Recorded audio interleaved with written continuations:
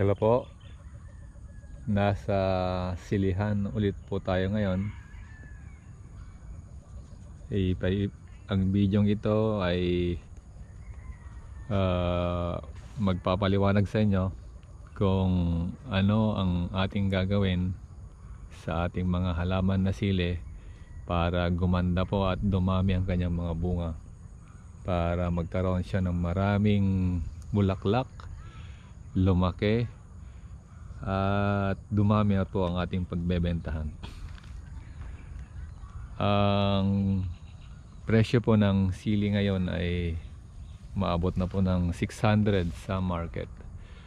Kung inyo pong babalikan yung mga video nito na mga nauna, makikita ninyo na napakaliit, bansot yung mga una ko, yung mga sili na to. Pero pagkaraan ng isang buwan, pagkatapos po ng bagyo at pagkatapos natin diligan ng Yaramila winner at saka urea, ito na po yung kanyang pinalabasan. So makikita nyo yung aso na hindi siya bansot pero mataas din yan. Halos hindi na siya makita sa silihan sa kapal nito. Pero kung babalikan nyo yung mga dating video nito, yung unang mga video nito, kasi itong siling ito tinanim ko nung katapusan ng July. Ang dalang lang at medyo manipis yung silihan na to. Pero after 1 month, pagkatapos ng bagyo, diniligan ko siya ng Yaramila winner at saka Viking Ship urea. Yung urea po na binabanggit ko dito, hindi po siya ordinary. Mas yun ang pinakamahal na urea. Pag gagamit kayo ng ordinary, hindi ko po masisigurado kung ma-achieve yun yung ganitong klase ng outcome pag gumamit kayo ng Yaramila at iko-kombinasyon ito sa ibang brand ng urea. Kaya sinasabi ko po to yon na baka sasabihin nyo na hindi totoo yung aking mga ginawa, sinabi.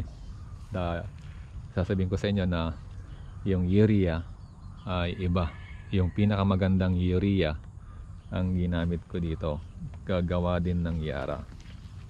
So sasabihin ko sa inyo at ipapakita yung diferensya ng cultivation, yung pinaumbok at saka itong gagamit ka ng plastic molds. Nung una na hindi ko pa nakita yung kagandahan ng paggamit ng plastic molds, parang ayaw ko nang gumamit ng plastic molds. Nung una kasi na gumamit ako ng ganito, una gumamit ako ng noon ng patabang 1616 sa Yara din yon. Tapos mga ordinary ng abono yung ginamit ko dito. Ang plat ko noon mas mataas, halos mahirap patubigan. Hindi rin ako gumamit masyado ng mga power grower, heavyweight tandem at ana noon.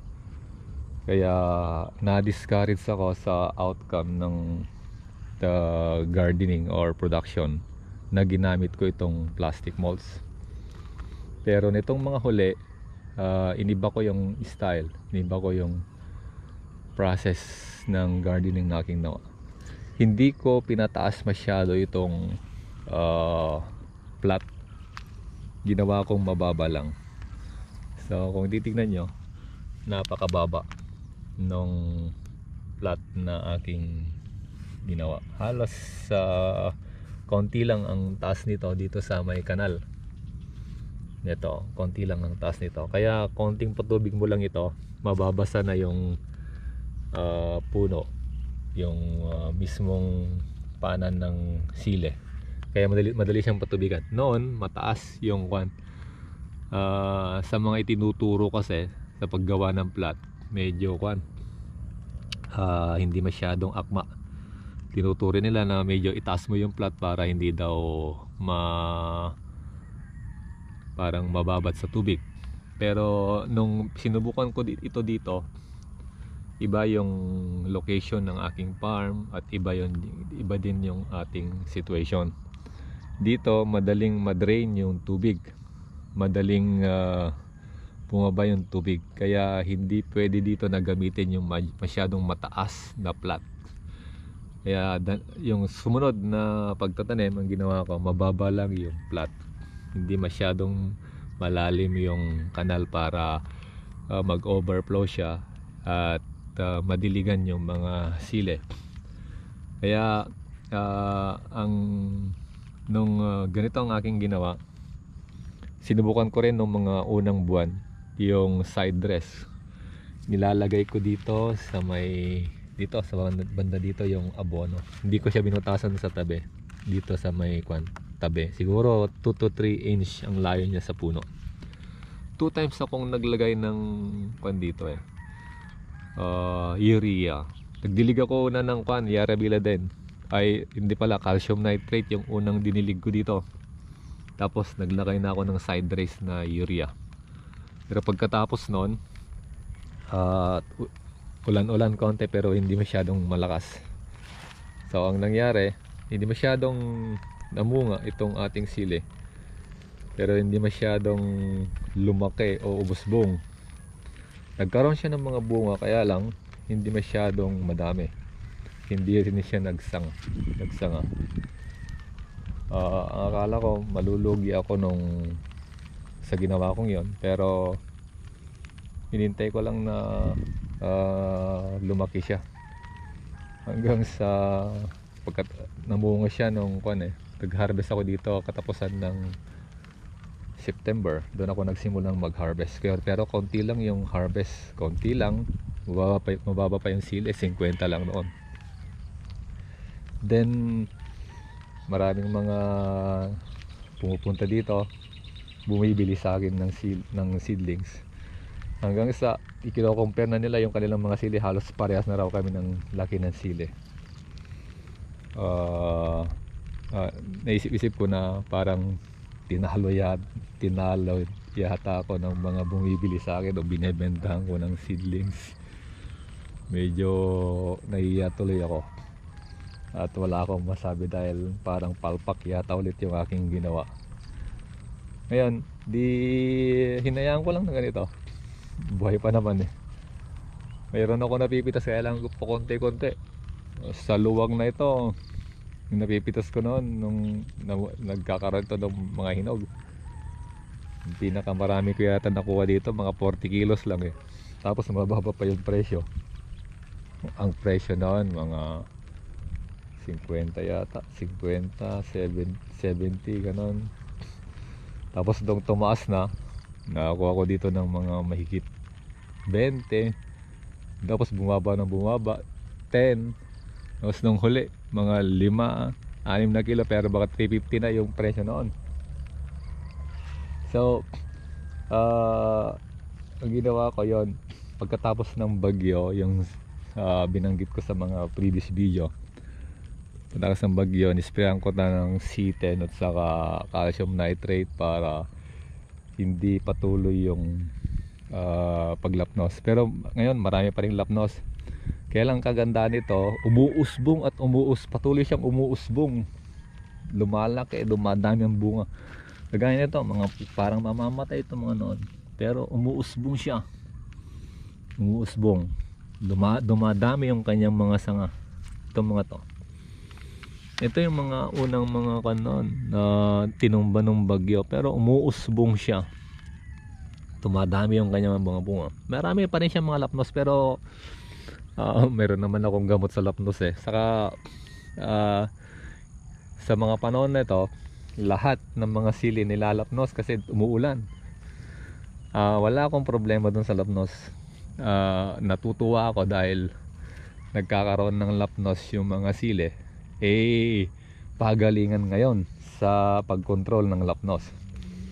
Wala akong problema doon dahil meron tayong C10, meron tayong Benomil, meron tayong Mancozeb na nakahandang mga fungicide, at marami tayong mga calcium nitrate na spray dito.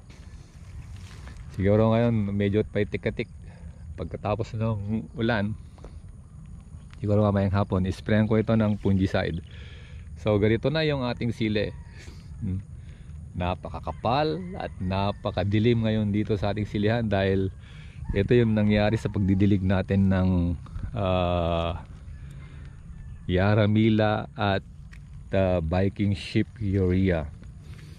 Inisprayan ko ito ng Power Grower Heavyweight Tandem at anong nakaraang araw. Sa nakaraang video pinakita ko sa inyo yung may uod, ang lalaki ng kanyang dahon. Alam yun nangyari nung kahapon yata, nung namasyal ako dito. Tinignan ko kung mayroon pa siyang mga uod. Ang nakita ko yung mga patay na nauud na naaagnas na. Alam niyo mong nilagay ko, hinalo ko sa Pegasus para hindi ito mangulot. Wala akong makikita ito, walang pulot ito dahil weekly ang Pegasus. Ang hinalo ko sa Pegasus ay yung Delta King. Ang tindi pala nun, parang Prebaton din. Pinatay niya yung mga uod sa ating mga silihan, kaya wala tayong makikitang mga uod ngayon. So ang kaibahan kapag halimbawa nagsabay tayo, ang gamit mo yung traditional na ginagamit na pinapaumbok nila para hindi matumba.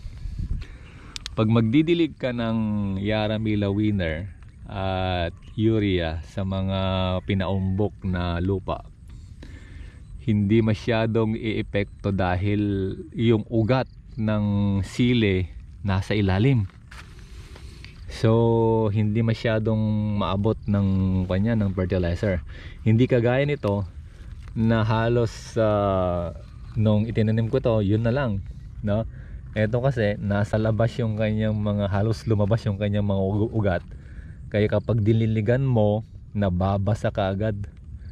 Kaya yung fertilizer na ilalagay dito, didilig dito kahit konti lang, talagang epektibo at sisipsipin ng halaman dahil halos nakalabas yung kanyang mga ugat. Pero pag ito'y pinaumbok, yung pinaumbok na gano'n na lupa para hindi siya matumba, hindi ka agad mahihirapan tayong diligan yon ng fertilizer dahil dahil paumbok siya, mag-slide o bababa lang yung mga yung ididilig natin. Kaya kailangan mo yon na butasan yung gilid butasan yung gilid ng halaman para maka-penetrate yung hinalong fertilizer. Pero dito hindi na kailangan kasi itong style na to, sabi ko halos nakalabas na yung mga ugat nito, kaya ready siyang sumipsip ng mga nutrients na ilalagay. So ito yung kagandahan ng gumagamit ng plastic mulch kontra sa mga pinapaumbok nila yung lupa para gumanda yung kanilang halaman. Ito nga yung advantage nito, yung pagtumba nito, nagkakaroon siya ng mga bagong sanga. Ito yung mga lumang sanga, ito yung mga bago, talagang palaki na siya. May mga pa rin siya, may mga lapnos siya ng mga bago.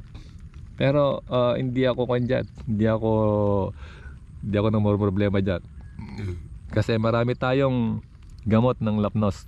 Ito mga to, marami tayong gamot. Ang maganda, patuloy siya sa pag-usbong, patuloy siya sa paglaki. At pag tumigil yung ulan, mahihinog yung mga yan. Ang daming mga bunga. Especially ngayon, pataas at pataas yung presyo ng sili dahil walang supply. Lahat naman ito parang sa Luzon, kalat itong pag-ulan na to, umuulan pa rin hanggang ngayon. So sigurado ko lahat ng nagtatanim ng sili maapektuhan lang lapnos, hindi lang ako. So ang problema ko lang dito yung palakihin itong sili para pag biglang dumami yung bunga niya, marami din yung aking pipitasin. Kagaya nito ngayon, ang daming bunga. May mga lapnos pero hindi ang problema dahil mayroon tayong gamot.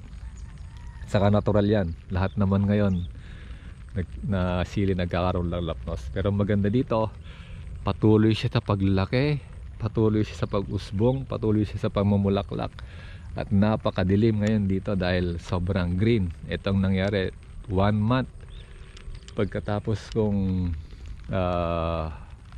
diligan siya ng Yaramila at urea.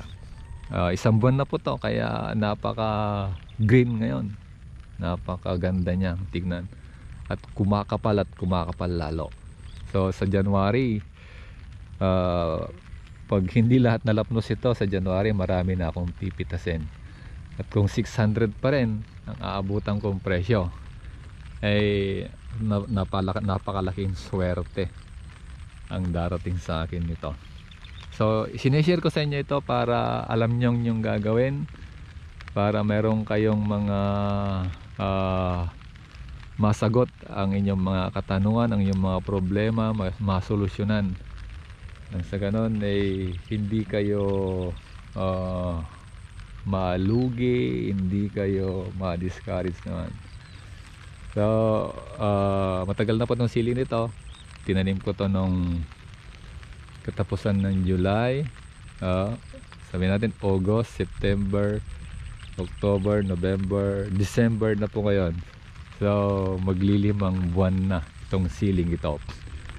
So sa paglalagay lang ng abono na talagang magandang abono, ay gaganda yung ating mga sili. Sa paglalagay ng mga foliar na mga binanggit ko, yung Anaa, yung Power Grower, yung ating heavyweight tandem, yung BB-Tol. Tapos pag-spray natin ng calcium nitrate at fungicide, gaganda at magiging malago yung ating mga sili. Makakabawi po tayo at aani tayo ng marami. So maraming salamat ulit sa inyong panonood, sa inyong pagsubaybay sa ating mga video, sa patuloy na pagtangkilik at pagbabalik sa ating channel. Patuloy nyo pong tangkilikin din or subukan yung ating sponsor, yung Usana, na magandang vitamin na nagpapalakas sa ating katawan at tumutulong para mag-recover yung mga lalo na yung mga may sakit, at yung mga hindi pa nagkakasakit, mag-vitamin po kayo. Marami po siyang sangkap na hindi lang mga vitamin, mga minerals at micronutrients na makakatulong sa ating kalusugan. So kung balak nyo ding mamasyal, magpunta sa ibang bansa, kailangan nyo ng ticket, kailangan nyo magpabook. Hindi na kailangan pumunta sa mga ticketing station. Meron tayong sponsor na WCA. Tutulungan po kayo sa inyong mga pangangailangan sa pag-travel.